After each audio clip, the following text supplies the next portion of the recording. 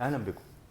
في زمن ما كان يمكن أن يقاس الاستقلال الإعلامي أو الصحفي للمؤسسة أو للصحفي أو الإعلامي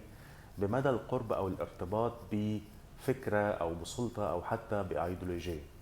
لأن الهدف الأساسي من الإعلام أو من الصحافة هو تقديم المعلومة المجردة. تقديم المعلومة المجردة أولا، ثم من بعد ذلك يمكن أن تبني أي تحليل أو أي استنتاجات أو أي تنبؤات أو أي قراءة لهذه المعلومة. لكن في البداية يجب أن تقدم المعلومة مجردة بغض النظر عن ارتباطك أو تعارضها مع مصلحة لأيديولوجية أو لسلطة. ده كان في زمن ما، لكن بعد كده الأمور اتطورت، إنه حصل حالة من التفريغ وحالة من السيطرة، ان انت بتفرغ الكفاءات اللي ممكن انها تنقل المعلومات بشكل مجرد، او انها بتحاول انها تقدم العمل الصحفي او الاعلامي مجرد او غير منتمي لسلطة او لايديولوجية، او ان انت بتسيطر على ما هو قائم، ان انت تخليه محدد في اطار سلطة او في اطار ايديولوجية، الى ان جرت الامور ان انت كصحفي او كاعلامي ان لم تصنف نفسك كمنتمي لسلطة بكل صراحة او منتمي حتى لايديولوجية، وتسيق المعلومات للناس او تسيق تحليلك للناس بناء على هذا الانتماء، فانت ممكن ان انت تبان غريب في العمل الاعلامي. ولكن برضو في زمن ما ممكن اللي كان بينجو من هذه التصنيفات او من العملية من التفريغ هو الحاجات اللي هي مش مرتبطة قوي بالسلطة او بالسياسة، مثلا مثل الفن والاعلام وما الى ذلك، يعني او الثقافة او الادب، يعني الانشطة اللي هي الايه اللي مش مرتبطة ارتباط مباشر بالسياسة. ولكن ما لم تلبس ان الانشطه دي برضو جرى دمها بشكل ما بالراحه، يعني مش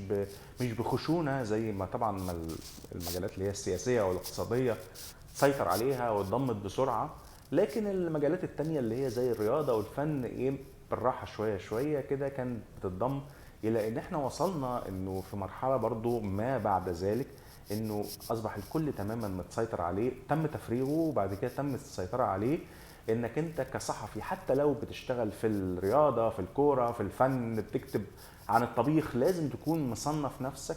انت تبع انهي سلطه وتبع انهي ايديولوجيه بالاساس، لان انت وانت بتتكلم وانت بتعرض وصف الطبيخ هتقول كذا في السياسه او هتقول كذا للايديولوجيه بتاعتك، وانت بتتكلم في الكوره هتعمل كذا وكذا، نفس الفكره. ولكن التطور اللي حدث بعد ذلك ان انت مش بقيت بس كصحفي او كاعلامي يجب ان انت ترتبط بسلطه او بايديولوجيه، لكنه جرت ان انت احيانا بقيت لازم ترتبط بشخص ما. يعني في المره الاخيره لما كنت بتكلم عن احمد شوبير وبقول ان هو سوف يعود، وقد عاد بالفعل يوم الاثنين اللي فات في الاذاعه، بيقال ان هو هيرجع لقناه النادي الاهلي، لكنه عاد للاذاعه من حيث ما انتهى من زي ما كنت بتكلم وشرحت المره اللي فاتت، وعاد بنفس الاسلوب ونفس الطريقه، ده يعني ملحوظ على الهامش. لكن في نفس الفيديو لما كنت بتكلم عن احمد شوبير وعن الخيارات المتاحه للاعلامي اللي بيشتغل في كره القدم في مصر، مع احتكار الحدث الرياضي للقنوات بتاعه المتحده، كنت بقول ان مفيش بديل قدامه، وقلت في الاخر ان البديل اصبح دلوقتي قنوات ام بي سي، وهو ما يحدث بالفعل حاليا. انك انت دلوقتي بتشوف انه، وده حق، انا مش معترض ان اي اعلامي يروح يشتغل بالطريقه بتاعته، او يشتغل ويروح يشتغل في ام بي سي، يروح يشتغل في اون، لكن لانه الاعلاميين، او انا ادعي انه درجه الوعي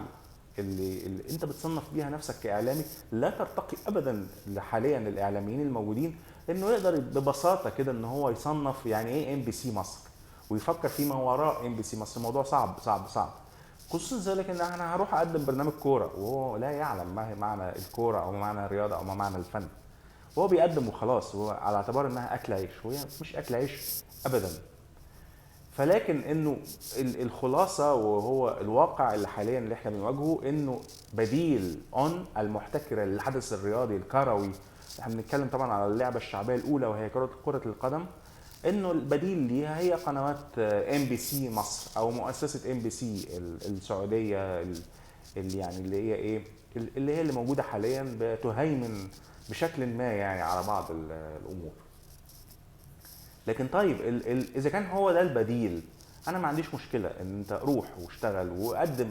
رسالتك او قدم يعني ايه حرفتك اللي انت شاطر فيها، وخلي الناس تستمتع يعني وخلاص. يعني ما نفكرش بقى يا سيدي يعني ايه ام بي سي ومش ام بي سي، يا سيدي اتبسط وخلاص. ما هو مثلا ابراهيم فايق هو ابراهيم فايق، مدحت شلبي هو مدحت شلبي، بيقدم بنفس الاسلوب والطريقه وبتاع. لكن انا وانا بتفرج مثلا على برنامج ابراهيم فايق وهو عنده فقره ظريفه كده بيقدم فيها زي قعده قهوه كده وبتاع بقى، يعني مصريين بقى بتاع. وبرده من الحاجات الملاحظات كده انه ال لما الحاجه بتبقى مولوده في مصر وبتيجي تاخدها دوله اجنبيه وتحاول انت بقى عشان تعمل نفسك مصري، فديها بقى قالها بقى هعمل لك قهوه بقى والف لك موسيقى بتاع، فالموضوع بيطلع كده عارف اللي هو ايه يعني ايه، معلب ومجمد، وكأنك تاخد حاجه كده مجمده، مش بتاخد حاجه طازه كده زي ما كنت بتاخدها كده، مش زي سندوتش الكبده اللي بيطلع طازه كده سخن من على عربيه الكبده. لا، هو عايز يعمل عربيه كبده بس طلع لك الكبده ايه متجلده وطلع متجمده وحاجه يعني. لكن الفكره ان هو لاحظ الضيوف اللي بيطلعوا في القهوه بتاعت ابراهيم فايق. وانا اذا كنت انا بتكلم في المجال الكوره وبتاع والاعلام وما يتعلق بكره القدم، انا ادعي ان انا ما بفهمش حاجه خالص في الفنيات بتاعت الكوره. انا مجرد مشاهد متابع مهتم بالراي العام ومهتم بالكوره.